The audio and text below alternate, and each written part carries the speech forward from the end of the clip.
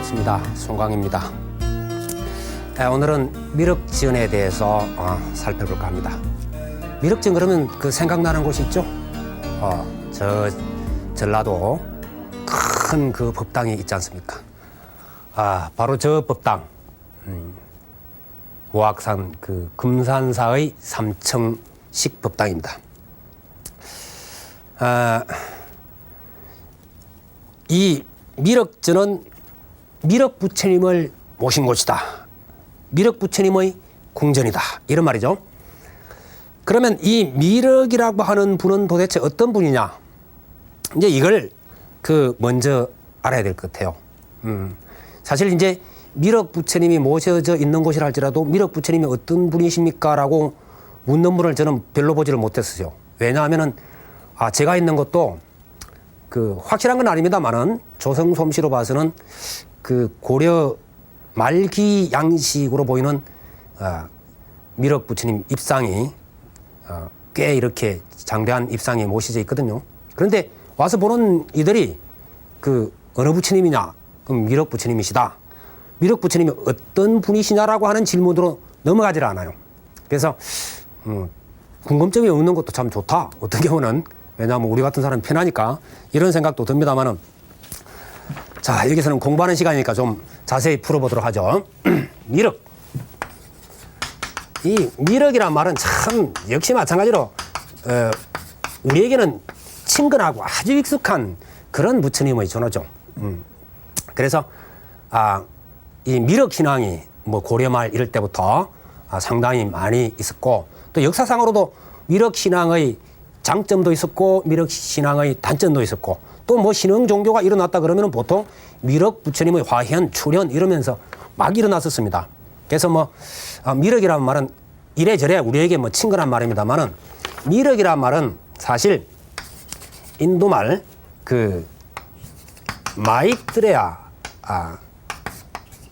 마이뜨레아라고 하는 그러한 마이뜨레아라고 하면 이건 성입니다. 마이뜨레아. 소위 정이 많다라고 하는 뜻을 가지고 있어가지고 이것을 우리가 자비라고 할 때 사랑, 자씨, 성입니다. 근데 실제로 이 미륵부처님의 원래 이름은 아지타죠. 그래서 아지타를 경에서는 소위 미륵은 그대로 미륵이라고 이렇게 번역을 했고 이것도 역시 마찬가지로 이렇게 번역했습니다. 아일다. 그래서 미륵 아일다인데 여기서 성만 따서 소위 미륵불 그렇게 이야기를 한다. 이렇게 이제 보면 되겠어요. 본래 이 마이트레아 아지타 이분은 인도의 소위 바라문 계급이라고 우리가 이제 보통 인도 그러면은 사성 계급 그러죠? 종성. 소위 바라문 계급이 진리고 그다음에 크샤트리아, 바이샤, 수드라 이런 식으로 이제 합니다만 태생이 아예 정해져 버리죠 인도는. 그래서 사성 그 밑에 물론 이제 불가축 청민이다 이런 여러 가지가 있습니다. 근데 크게 잡을 때 이제 보통 네 가지 하는데 그 중에서도 가장 상위에 해당되는 바라문 계급의 그러한 가정에서 태어나시죠. 소위 바라나시에서 이제 태어나셨다 그런데 서가모니 부처님의 가르침을 받아가지고 수행하다가 서가모니 부처님으로부터 수기를 받습니다. 미래에 미륵 부처님이 될 것이다 라고 하는 수기를 받고 먼저 이 서가모니 부처님께서 열반에 드시기 전에 바로 도솔천으로 올라가십니다. 도솔천 올라가셔서 도솔천 내원궁에서 지금 천인들을 교화하고 계신다. 그렇게 이야기를 하죠. 그래서 서가모니 부처님께서 입적하신 후에 이제 이 숫자도 상당히 많이 알고 계신 것 같아요. 이제 요즘 숫자로 환산하면 56억 7천만 년. 이 어마어마한 이게 기간입니다. 서가모니 부처님께서 입면하시고 56억 7천만 년이 지나면은 바로 도솔천 내원궁에 있는 미륵보살이 아직은 보살이죠. 미래의 불이라는 입장에서 우리가 미륵불 합니다만은 미륵보살님께서 이 사바세계로 내려오십니다. 내려오시는데 어디로 내려오시냐? 소위 화림원이라고 그럽니다. 화림원의 예.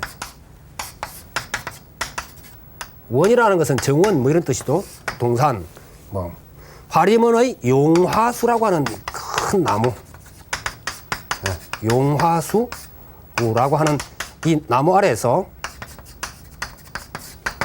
성불을 하시게 되어 있습니다.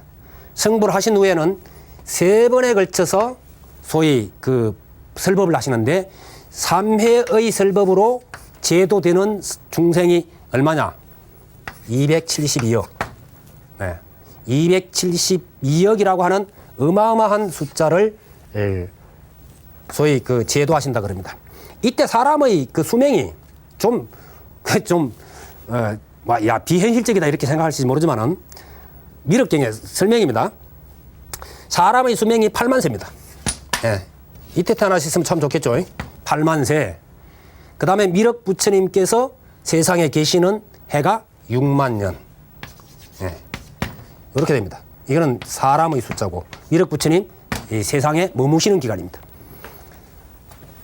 그래서 우리가 보통 이 미륵전 대신에 용화수, 소위 용화세계라 그러죠. 미륵 부처님의 세계를 용화세계 그럽니다. 그래서 용화세계의 주인께서 계시는 곳, 그래서 용화전 이렇게 이제 표현하기도 하죠.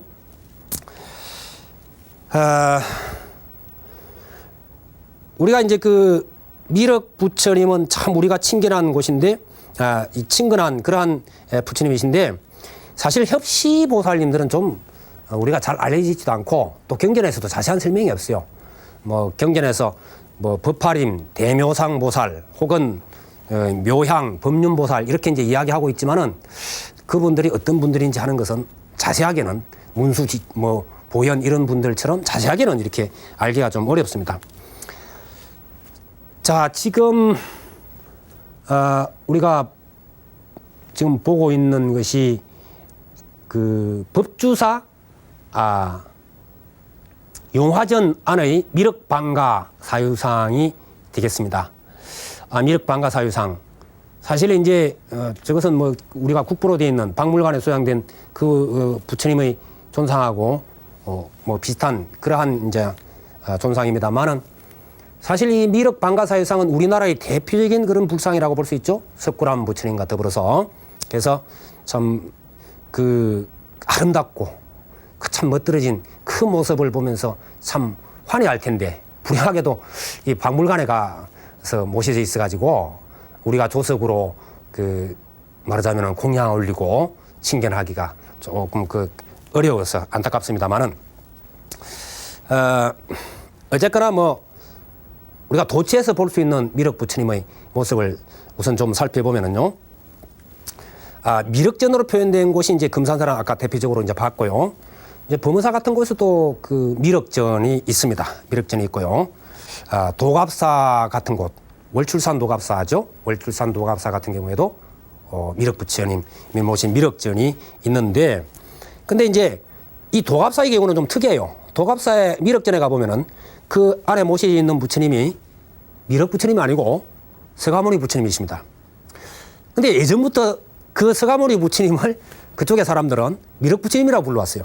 그래서 그만큼 사람들이 미래의 부처님께서 우리 곁에 오셔서 소위 빨리 제도해 주시기를 바라는 그러한 염원 때문에 이렇게 된 것이 아닌가 이렇게 생각이 됩니다만은 어쨌든 그 도갑사는 미륵전이지만은 서가모니 부처님이시다 이렇게 이제 아시면 되겠어요. 뭐 법주사 용화전이라 그랬죠. 통도사 같은 경우에도 소위 그 용화전 돼 있고요. 그 다음에 이제 그 통영 용화사 같은 경우도 사실은 그 용화사 뒤는 통영 가보면 그 산 이름이 미륵산이에요. 미륵산이고 절 이름이 용화사고 또 주된 그 불전이 용화전입니다. 그래서 미륵산, 용화사, 용화전 뭐 완전히 그건 미륵 부처님의 세계를 상징한다. 이렇게 이제 보시면 되겠어요. 실제로 저 지금 장대한 그 금산사 그 3조입니다만은 원체 11m가 넘을 겁니다. 저 부처님이. 그래서 밑에서야 아마 잡으니까 저런 형상이 됐나 봐요. 그 뭐 3층 법당의 저 위에까지 모셨으니까 입상인데 얼마나 참 장대하고 그렇습니까? 실제로 이제 이렇게 카메라를 잡아서 그렇습니다만은 금산사에 가셔서 이렇게 친견하시면은 참 환희심이 나고 그렇죠. 이 미륵암이라고 하는 그 암자가 참 많아요. 그래서 범사 같은 경우도 제일 꼭대기에 미륵암이 있고요. 다른 곳에도 가보면은 미륵암이라고 하는 그러한 말하자면은 암자가 많이 보입니다. 그리고 금산사의 이 미륵전은 이제 아까도 말씀드렸지만은 3층 목조 법당으로 유명하다. 아마 우리나라에서는 유일하지 않나 싶은데요. 그래서 이제 1층, 2층, 3층으로 보면 3층에 미륵전이라는 편액이 있고요. 그 다음에 2층에 내려오면은 용화지혜 이렇게 되어 있을 겁니다. 네. 용화란 말은 아까 제가 설명했죠. 용화의 지혜 모임이다 이런 말이고 용화세계의 모임. 그 다음에 제일 밑에는 보면은 아까 제가 자씨라고 푼다 그랬죠. 자씨 보전 자씨 보전 이렇게 되어 있습니다. 그래서 줄여서 미륵전을 우리가 자씨전이라고도 이야기합니다. 그래서 이제 그 금산사에 가서 이렇게 쭉 보실 때 왜 이렇게 세 편액이 걸려있나 동일한 이야기입니다. 그래서 그것을 이렇게 보고 저렇게 풀어본 그런 이야기가 되겠습니다. 이제 미륵보살님은 보면은 이 머리 부분에 보관을 이렇게 쓰고 계신데 그 보관에 탑이 이렇게 이게 묘사되어 있습니다. 이게 보관에 탑이 묘사되어 있으면은 이게 대체로 미륵보살님이시구나 이렇게 이제 보시면 되고 미륵보살님은 뭐 하여튼 탑을 많이 가지고 계세요. 손에 탑을 이렇게 들고 계시거나 아니면은 손에 이제 연꽃을 들었는데 그 연꽃에 또 탑이 묘사되어 있거나 뭐 이러한 행색입니다. 그래서 그렇게 이제 우리가 좀 구분해 볼 수가 있겠다. 이제 이런 이야기고요.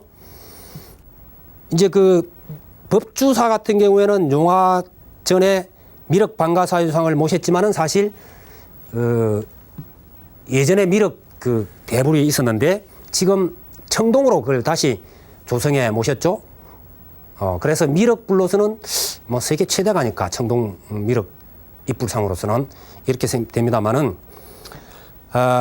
금산사나 법주사 같은 그러한 경우는 사실 미륵의 도량이다 이렇게 이제 얘기할 수가 있죠. 그래서 이 거대하고 존엄한 그런 미륵상을 많이 모시고 있다 이렇게 볼 수 있습니다. 사실 미륵의 그 세계, 미륵 부처님은 미래의 부처님이기 때문에 우리에게는 희망의 부처님이다 이렇게 볼 수 있습니다. 앞으로 언젠가는 우리가 만나게 될 부처님 그런 것이죠. 그런 만큼 우리가 미륵 부처님을 그리워하고 미륵 부처님을 만나고 싶은 그 간절한 소망은 참 말할 수 없을 겁니다. 그러면은 우리가 어떻게 하면은 이 미륵 부처님을 만날 수 있느냐? 뭐 구체적인 그러한 사상이나 수행법 이런 것들은 뒤에 제가 교학할 때 다시 이렇게 하기로 하고 여기서 한 가지 예를 들어서 설명을 보려고 합니다. 그 인도의 부처님이 인멸하신 후 한 천여 년 뒤에 유명한 스님으로 아상가라고 하는 그 스님이 계십니다. 아상가. 우리에게는 흔히 무착보살로 잘 알려져 있는 분이죠. 무착보살. 이 무착보살 또한 미륵의 진신을 친견하기 위해서 무진 노력을 하신 분으로 기록이 되어 있습니다. 물론 이것이 어떤 뭐 그 전설적이건 설화건 간에 기록되어 있는 내용을 보면 그렇습니다. 그래서 10년 이상을 아주 각고의 수행을 했지만은 결국은 못 뵀는데 어느 날 길을 가는데 길가에서 아주 흉물스러운 광경을 봅니다. 개가 한 마리 지금 죽어가고 있습니다. 몸에는 상처투성인데 쓰러져서 헐떡거리고 있습니다. 거기에 온갖 벌레들이 기어와서 그 피를 빨고 살을 갉아먹고 있습니다. 냄새가 이미 진동을 하고 있고 그것을 바라보던 이 아상가 스님, 무착 스님의 마음 깊은 곳에서 자비의 광명이 솟구칩니다.